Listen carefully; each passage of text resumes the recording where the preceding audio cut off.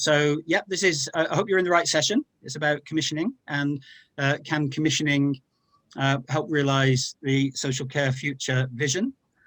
In terms of what we're going to do in this session this morning between now and 12:15, we're looking at the issue of what gets called commissioning. So basically how public services, councils and other types of organisations arrange supports and services for people, and obviously really importantly including how the money that they have from various places is spent.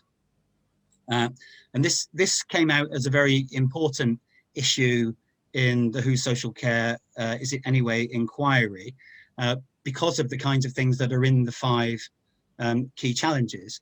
There was a strong feeling that some of the ways in which in many places, unfortunately, commissioning currently takes place makes it quite difficult to make moves in the direction of those 5 things that people said that they needed to see happen. And there's been lots of work over lots of time with lots of people. And there are glimpses of much better ways of doing things in some parts of the country.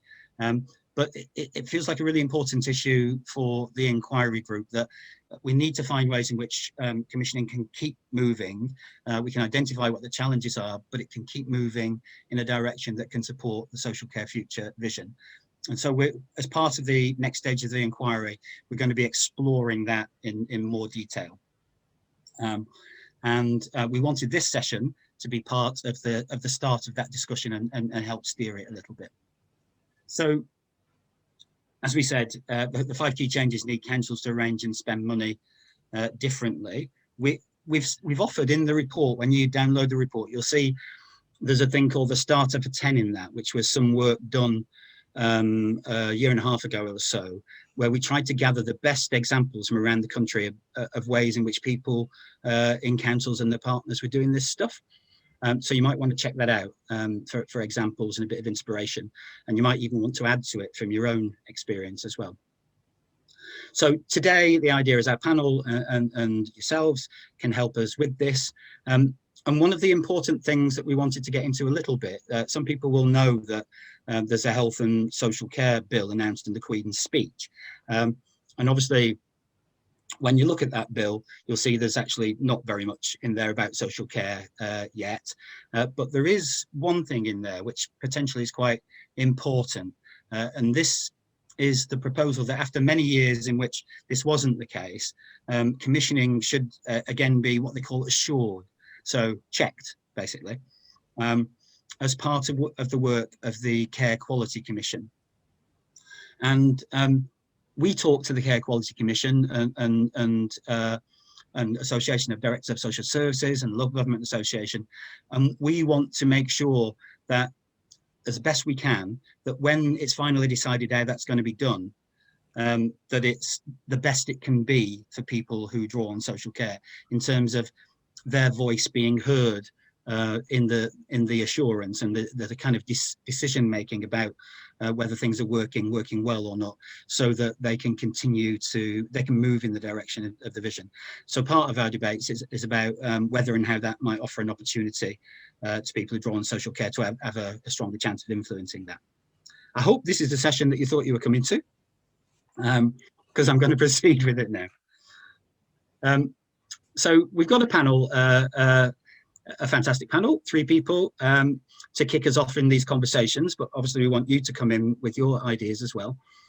We've got Anna, who everybody will have met already today, who is one of our Social Care Future Convener group.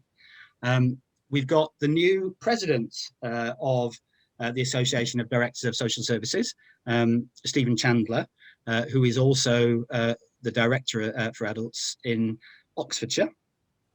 Been there about a year now, Stephen, maybe longer. Time flies by. And brilliantly, we've also got Ian Hanson with us, who has got 2 roles at the moment. He's Development and Commissioning Manager in Central Bedfordshire, but he's also Policy Advisor on Commissioning to Think Local, Act Personal. So we think that's a good group of people to kick off this discussion. And I think I'm going to transfer. Anna, you can now do your slides, can you? I'll stop sharing.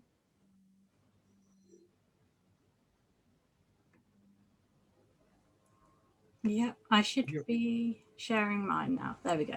So Anna's going to kick us off with her first thoughts on this, and then we'll bring Stephen and Ian in to a conversation, and then we'll bring everybody else in.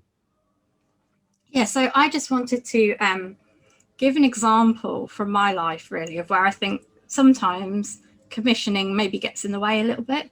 So a couple of years ago, at one of my review for my social care, so I employ PAs using a direct payment because I'm a disabled person.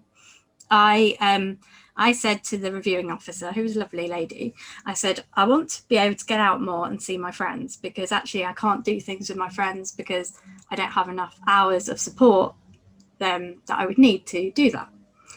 And she went away and spoke to her manager and came back and said, well, we can refer you to a befriending service. We have a befriending service. And kind of completely missed the point for me, because I already had friends. I have friends that I've had for a long time, and I wanted to be able to go out and do things with them. I certainly didn't want some very nice, I'm sure, person coming to befriend me.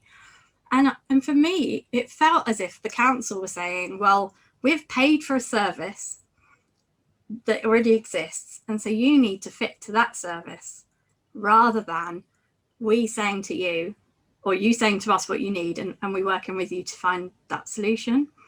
And I think that's possibly where sometimes, if commissioning is very, if councils have paid for specific services, sometimes that can then mean that people don't get enough flexibility around things when it's maybe put in place. So that was just an example for me where, as someone who uses services, I wanted to have control over how I received that care. And I certainly didn't want a befriending service because I'm not 85.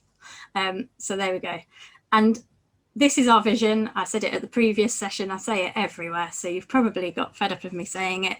But fundamentally, for me, if we're going to be providing services in whatever way, actually, do we need to provide services? What we need to be doing is allowing people to be able to live the life that they want to live. And for every person, that will look different, because what I want to do in my spare time will look different to what you want to do. Where I want to live will look different. And so it's, how do we allow people that, and how do we commission, this big word, to allow people to have that choice over their lives? And then even wider than that, actually, it's what social care's role in people's lives. And for me, it is about allowing us to have those relationships and be part of communities. And how does an area commission services across that area that enable communities to be really strong and do some of this stuff themselves, rather than having to always put in formal services? So that's what really, I suppose, we're going to be having a discussion about in the next bit of the session. And somebody said to me at one of the Zoom inquiry sessions, they keep spending money on things that people don't want. And I just thought that actually sums it up for me, actually. So often I hear people saying, I had a choice of this or this, and I don't want either of them. Or, actually, how can we move some of that money from being spent on those services to things that people might want, or to allow people the choice to spend the money where they do want? Because actually, I think if you give people the money, often we will use it in a different way, perhaps even a more creative way to meet our needs, but one that actually meets our well-being better. So there's a thing here, and that's a bit wordy, but this quote is basically saying that actually what you can we should try to be doing is, instead of the council deciding by themselves what the money gets spent on, actually we should be working with people in the community, people like us who draw on services, and wider people in the community, to decide together what the money is spent on and what services need to be in place. So that's called co-commissioning. So it's a bit like co-production, but for deciding where the money gets spent. And actually that then allows community to have ownership of that process, and it allows things that people actually want to be developed. So for me, if I was saying what should commissioning look like, the first thing for me is that actually we really should be aiming for people's well-being and health, and then like allowing the situation and the infrastructure for that. So a lot of the time for me in my personal life, it felt like for a long time, the aim for social care was keeping me safe and fed and watered. It didn't seem to be looking at my whole life and my well-being. So we need to be thinking about how are we allowing people to have the life that makes their well-being really good. We need to be strengthening up communities and being an enabler of the local communities, rather than sort of putting in place bureaucracy that might squash them. As I said before, this idea of co-production and co-commissioning so that citizens are involved and have a say. I think we need to shift the flow of the money. So if we give individuals more of the money through things like direct payments, like I have, and we actually give people flexibility with how they spend that money, we will choose where the things that work for us, and we will put the money into those services and those things that work well. And so it gives people more power and say over those things. And finally, I think we need to be really brave and try commissioning differently, and we need to spend money on different things and take risks. And often I think areas do what they did before because it feels safer, but actually for me, be brave and just throw out the rule book and try new things. And then finally, Martin mentioned about that CQC, the Care Quality Commission, are going to be able to, or are going to be assuring local authorities again around their commissioning. And for me, these would be a few things that I would want to see happen. That I would want to see that the inspection framework or the assurance framework, there's so many long words, but the way that they look at the commissioning is developed with people. So people like us get a say in what is good commissioning. And then when they go into local areas, they do that with local citizens, which I know they already do, but you know, they actually ask the people like us, do you think it's working in your area at the moment? What do you think should change? And I think it should focus on whether people in the area feel that their well-being's improved. So I don't really want them to come and ask me, you know, do you get enough showers in a week? I want them to say, are you living the life you want to live? How are you, you know, is this meeting your wider needs in life? And I also think it needs to focus on reducing inequalities, because we know that certain groups of people get a much worse experience of health, well-being and care, and we need to be looking at ways that we can reduce those. So that's just some thoughts from me, really, as a starter for 10. I thought that was very quick, and I think we're going to hear from the others now. Thanks, Hannah. Can you stop sharing your screen? I can. Just before we go on to Stephen and Ian, I've noticed that Kieran, you've had your hand up and you've been waving your yellow card for quite a while. So if you want to just unmute and speak, that would be great. Yeah, I agree with a lot of what's actually been said there. I was actually calling for individuals to be able to commission their own services kind of 8 or 10 years ago. And I was told that was too radical an idea. I'm glad to see the rest of the world seem to have caught up with me. But part of the problem, as far as I can see it, local authorities often forget whose money it actually is they're working with. On the one hand, it either belongs to local taxpayers, okay, in which case it belongs to the community as a whole, as was indicated, or it's already been allocated, in which case it belongs to individuals, and individuals know what support they need better than any social worker, psychologist, whatever professional you care to name. Professionals don't necessarily know best.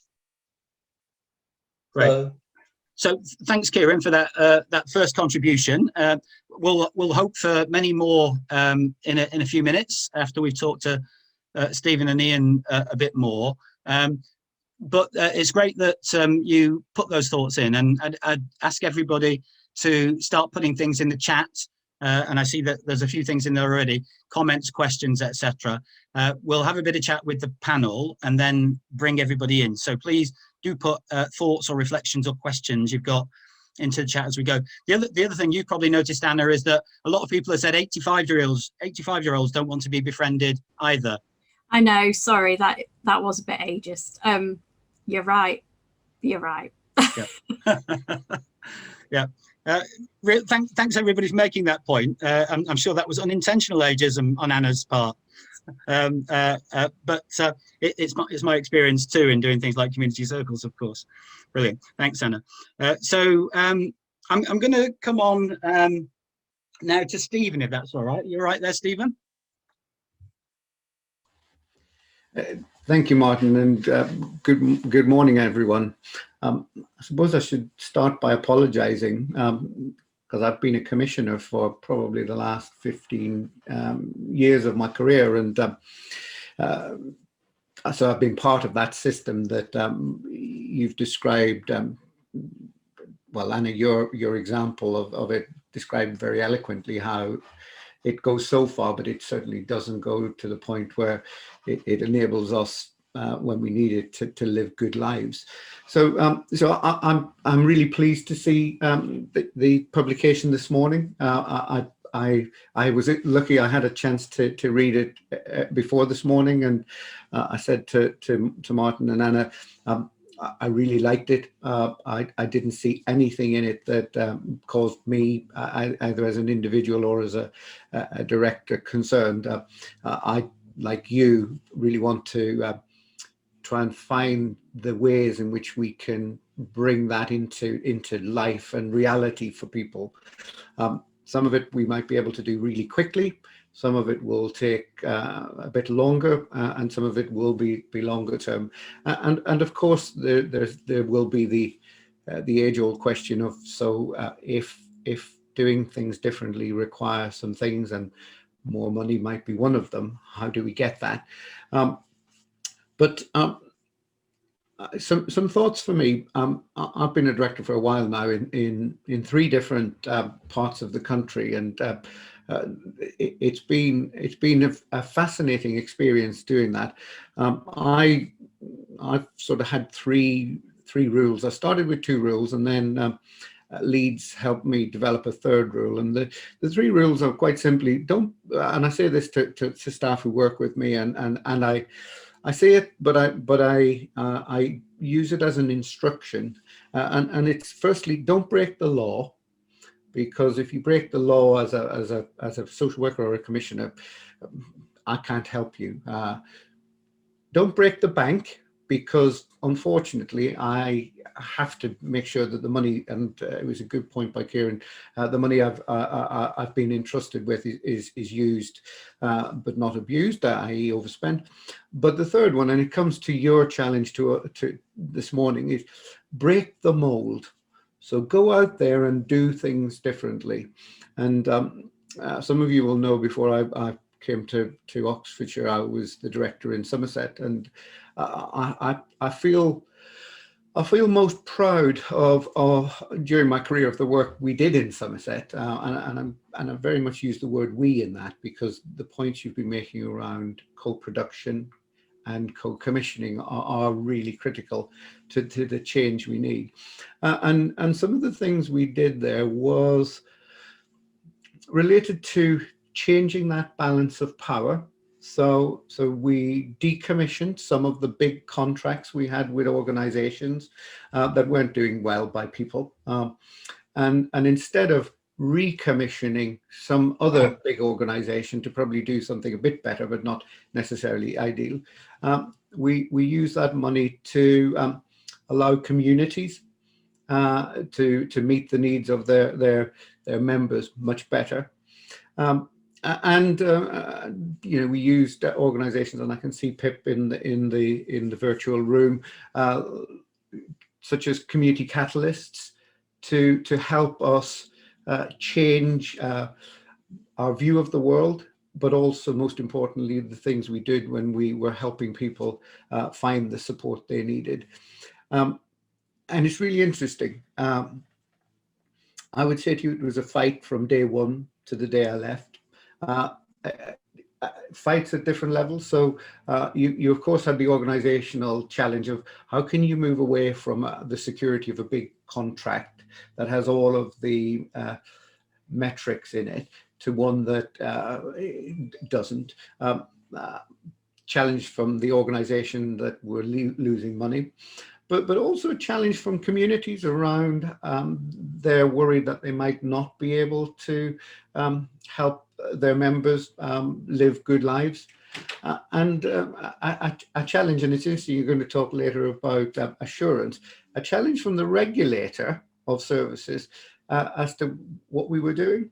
However, I think lots of people have been to Somerset and seen the impact and the difference that that has made, and in a way, it's taken it to a scale that is bigger than lots of places have done. So I would say to you, this is an important journey, an absolutely critical journey that we need to go on. We need to use the organisations such as Community Catalyst, but TLAP. Starting everything from, using the I statements as a basis for everything we do. I think, Anna, I loved seeing the last word on one of your slides, which was brave, because I do think we have got to be braver, including saying things will go wrong. I've lived a life where things have gone wrong for me personally, sometimes by my own hands, other times just a circumstance of life. That hasn't stopped me saying I'm going to stay in bed every day. I get up and do that. And I think we've just got to, be a little bit braver, all of us. That bravery might be challenging the social worker, challenging the director, challenging the system.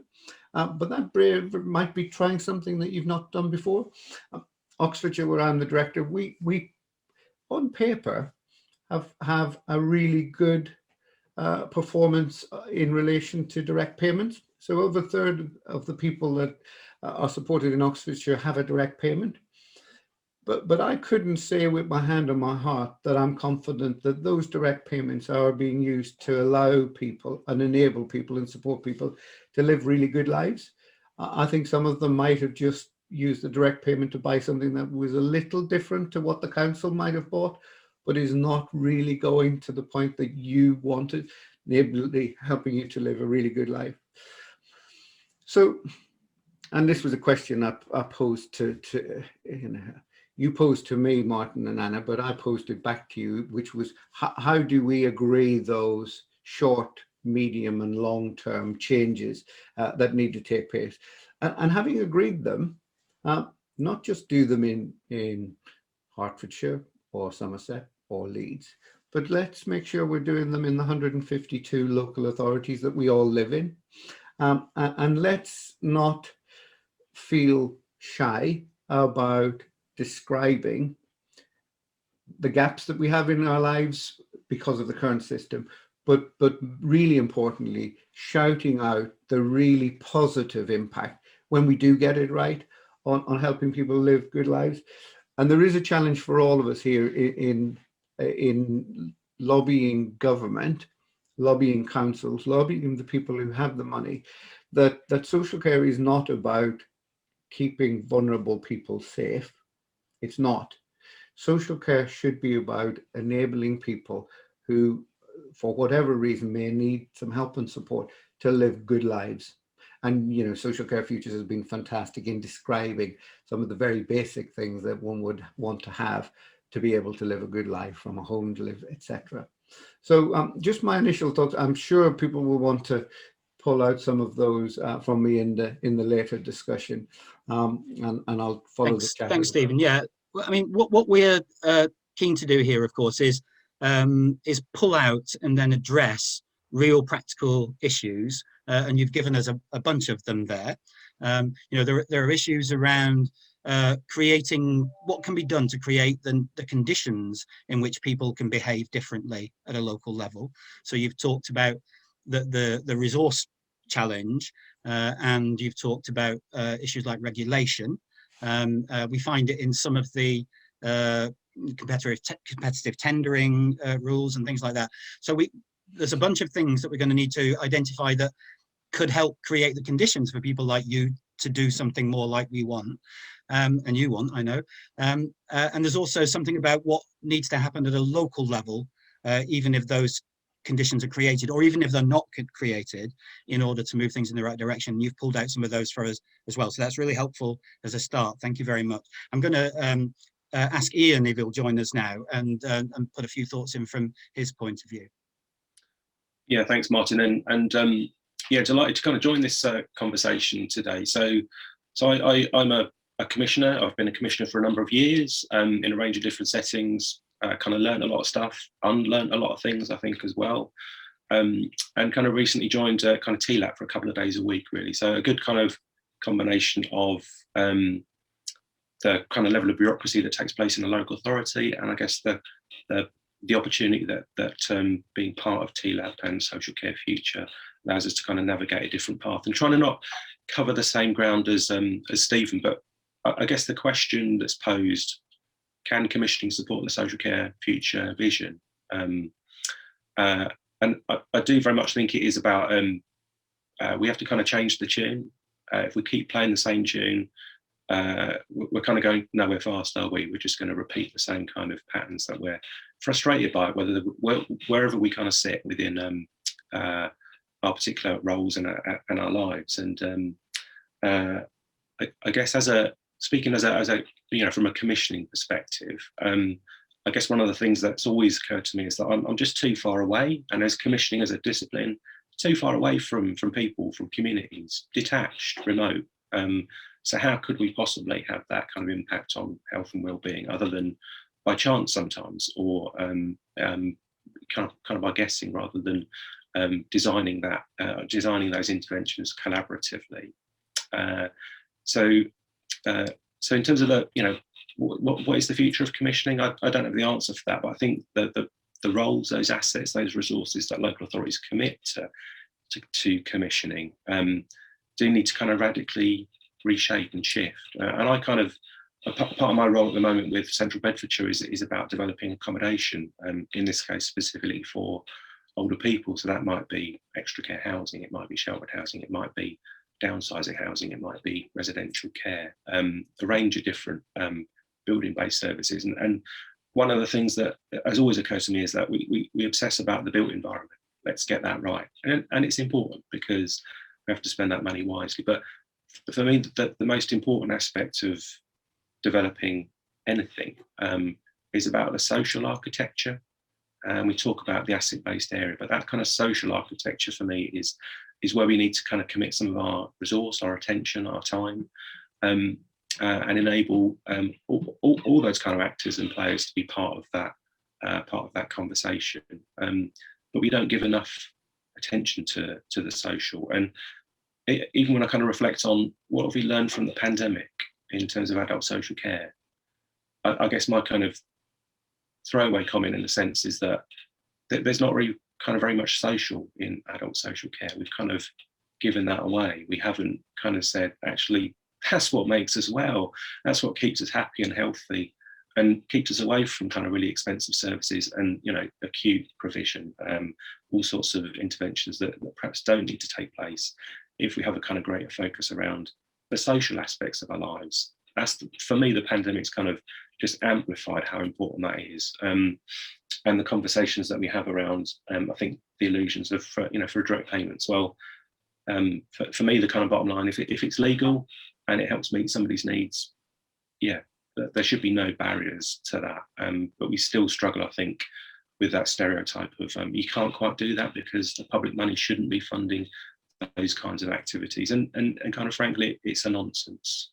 So that kind of shift or that ethos, that behaviour kind of change, I think is really, really kind of important for me. And in terms of, I guess, what could some of that bravery look like that I think is mentioned? I do think it invites us into a different space, and it's really challenging for all of us, for local authorities particularly, when we think about sharing power as equals. If we're committed to doing that, our current systems just aren't kind of fit for purpose, I'd kind of venture.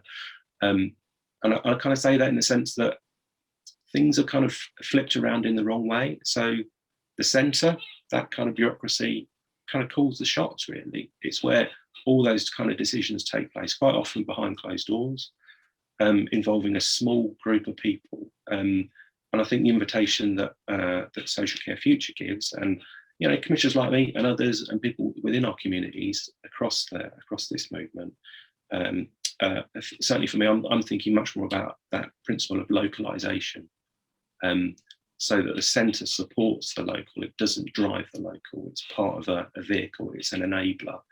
And with TLAT, we did a little piece of work just very recently, and that's why I mention it, because it's fairly topical.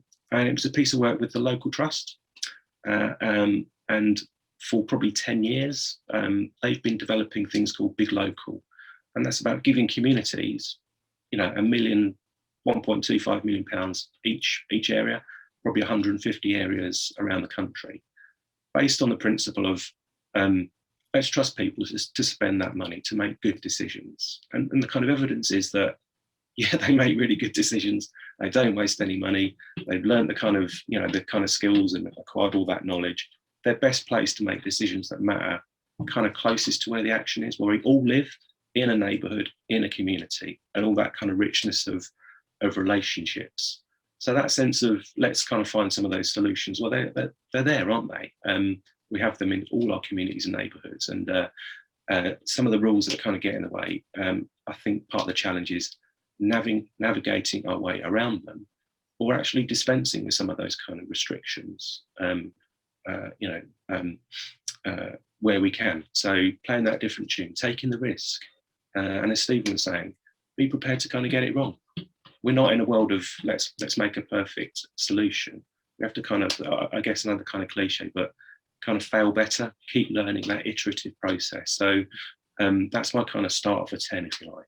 That's great. Thanks, Ian. And again, it kind of reflecting on some of the things you're saying, it's making me think about action that's needed by different people at different levels to start to make progress, create the conditions, and take action.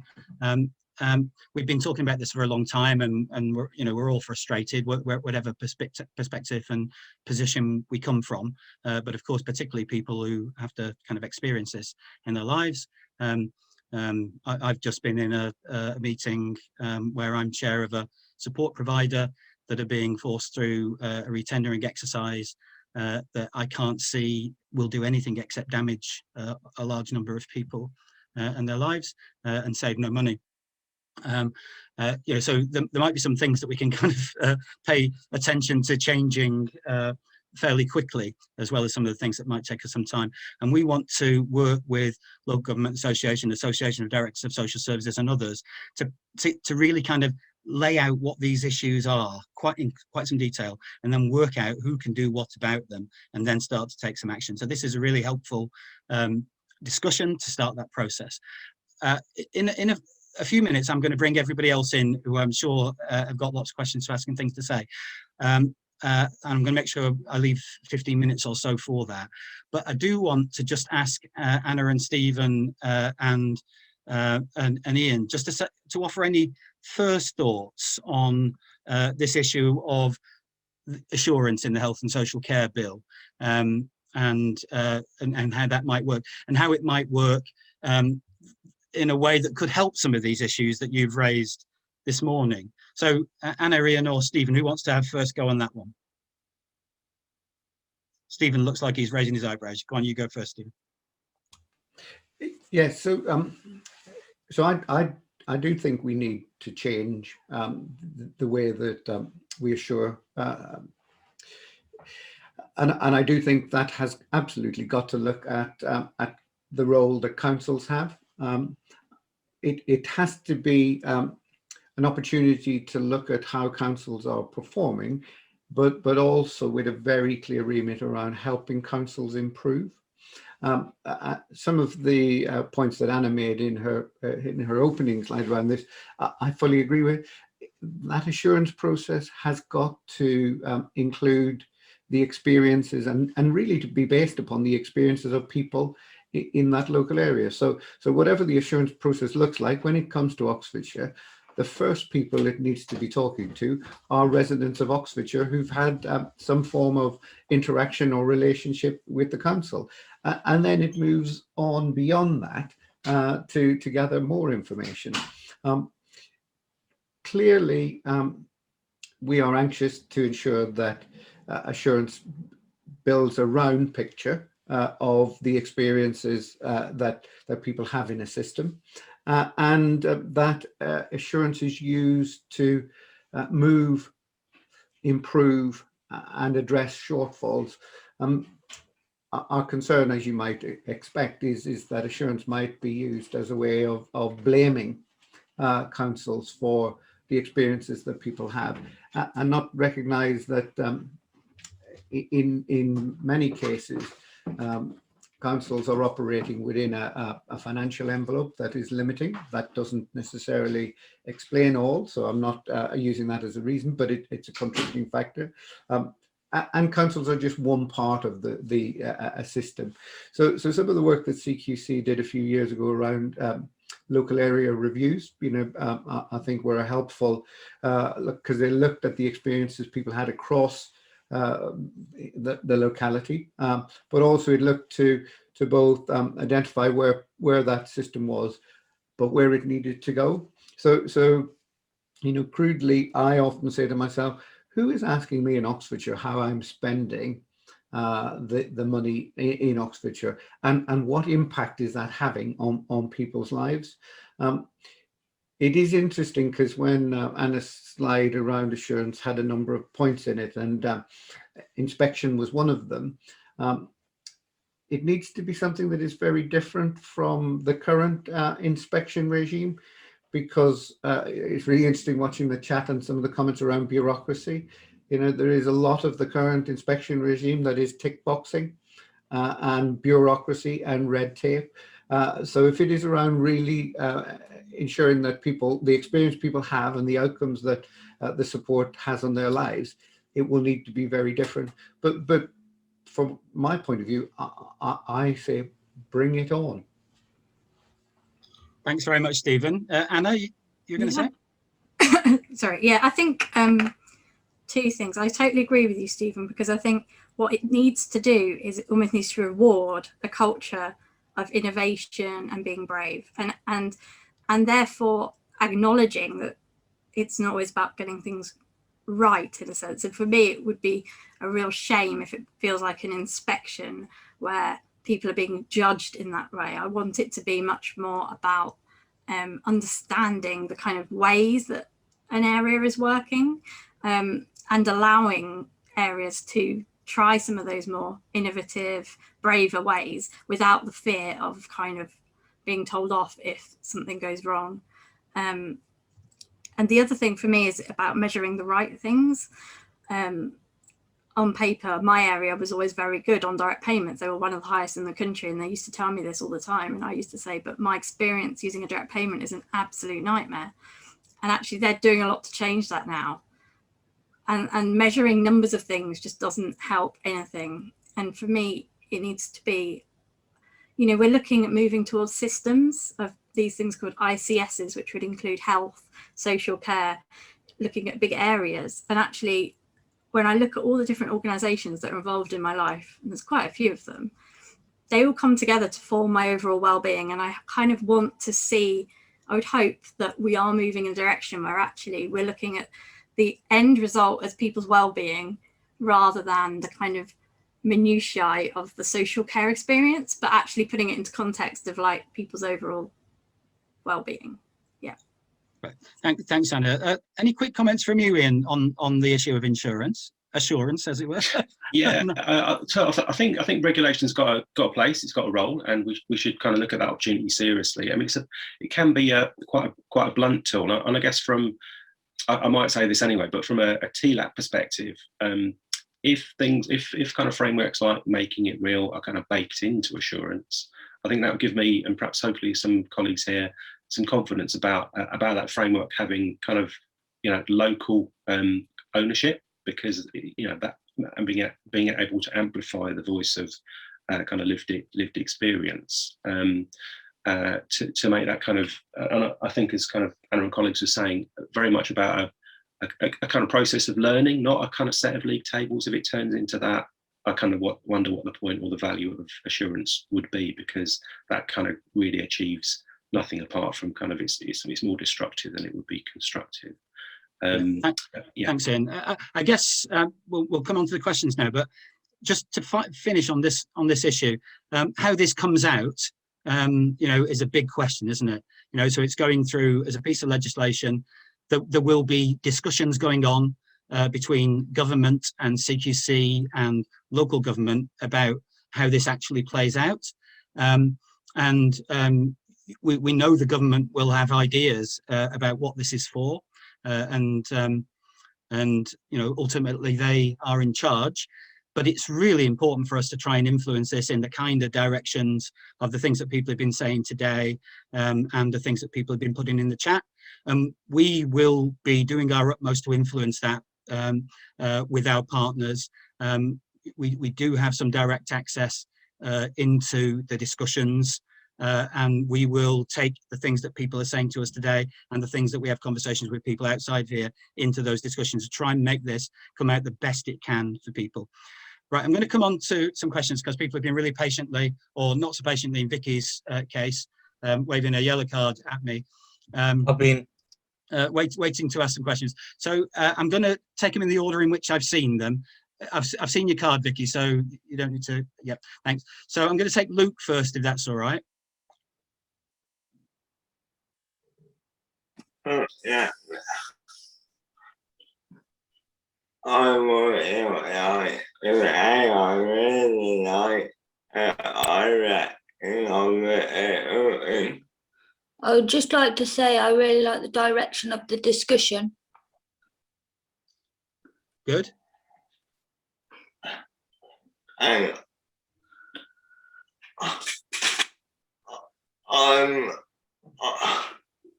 I have been involved on a board. I have been involved on a board At my local council on how we communicate services to people with problem, which is part of the problem well, as well as the type of services. It's about how people communicate what's out there. Yeah, that's a point that's been made in the chat, I think, one way or another a few times there as well, Luke, isn't it? Thanks very much. I'm going to come to Jenny next, if that's all right. Yeah, I hear what everybody's saying, but nothing's going to change unless we get rid of the system completely. Redo everything. This is not about getting rid of providers. It's about getting rid of a system that clearly doesn't work. Let's get rid of it. Let's also get rid of this so-called idea that it's okay to put contracts on things that are clearly non-accessible to disabled user-led organizations and make things much more harder for us. Let's rewrite the rules. Let's make it easier for disabled people to make their own lives, rather than procurement decide that they want to use a platform that is clearly inaccessible for people with disabilities. Thanks, Jenny. And again, lots of comments about procurement on the chat today. Yeah, big question for us, I think, going forward is what can we do about that? So Vicky, I think you've been waving your card at me for a while I'll now. be so I think I'll be I'm gonna let next. you in. Sorry, I'm going to let Vicky come in next, Bersak. Just to be clear there, Martin, and I was only waving the card to make sure it got seen, and not Yeah, I because I was saw it, getting don't worry. impatient. Yeah, yeah. I'm just thought I'd make that very clear. But anyway, yeah.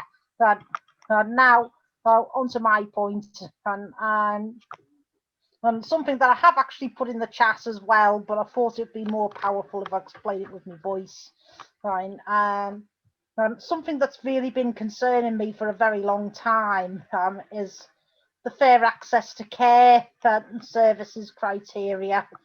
In my own honest opinion, that's kind of unfair to those who have low to moderate needs, because it's only saying that those with critical substantial needs get priority over services. I mean, someone with low to moderate needs, yes, and their needs might only be very minimal. They'll say just to remind them to have a shower once or twice a day or a week, for example. But if they don't have the right support, then they're in danger of those needs becoming substantial or critical. When if you look at their needs in the beginning, then not only will you save time and stress for the person, but you're potentially saving money as well.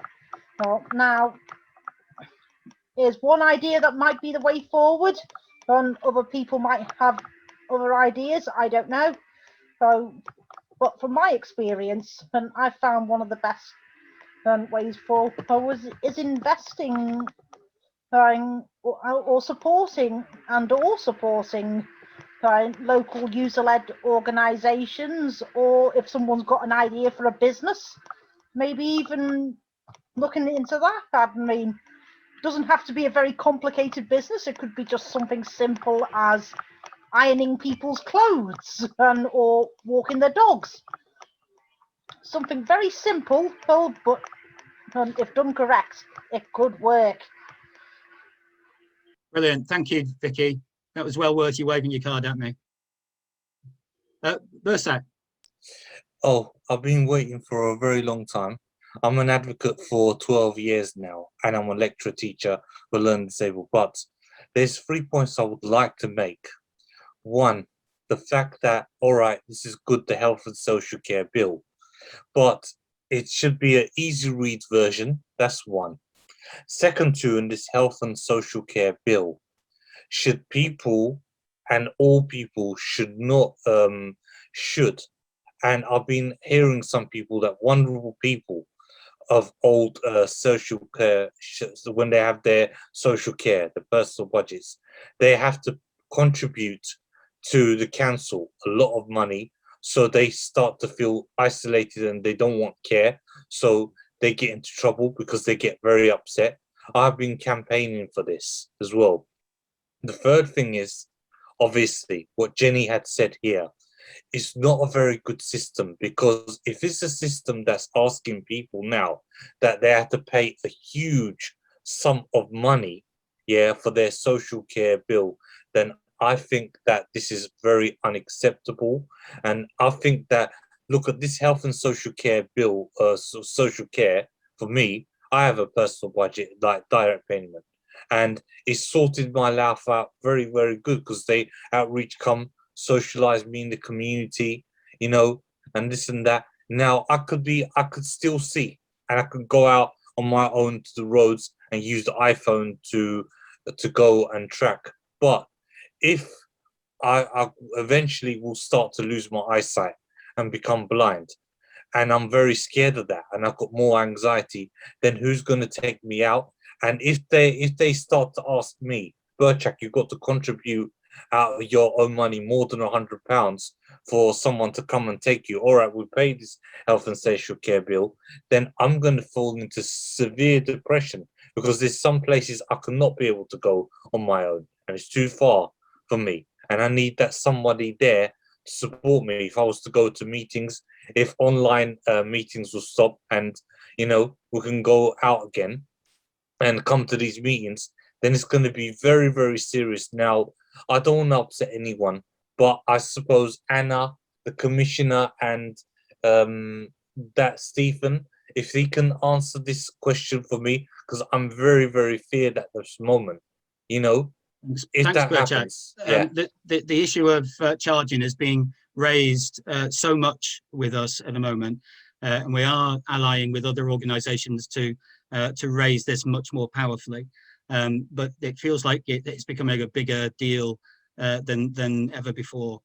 I want to make sure I get people who had their hands up in. So I've got Kieran and Darren, and I think Sean. So can we go Kieran first? I'm sorry to hurry you up, but we've only got about 5 minutes left. Yeah, I have actually put this into the chat actually, but Right. like Vicky said, it will be more powerful if it's said. When it comes to quality assurance, etc., why can't recipients of social care actually go in with the inspection teams from the SCQC? I mean, they will have a better idea what to look for than somebody from the CQC. Yeah, brilliant. Thanks, Kieran. So got Darren next. Hi, yeah, so I'm from Stay Up Late. Actually, this week we've just written to every local authority director asking them to embed, for a commitment to embed the principle of flexible support in all of their contracts to avoid the sort of situation that Anna was describing in her opening remarks, that aren't allowing people to do the things that they want to do because of a really inflexible way of providing support. I'd just like some feedback from the panel on how important you think getting the wording of contracts is right, is in terms of the whole commissioning process, particularly from Stephen and Ian.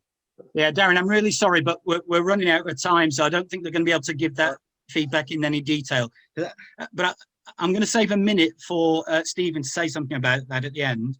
But I need to go on to Sean and then Alex now. Sean?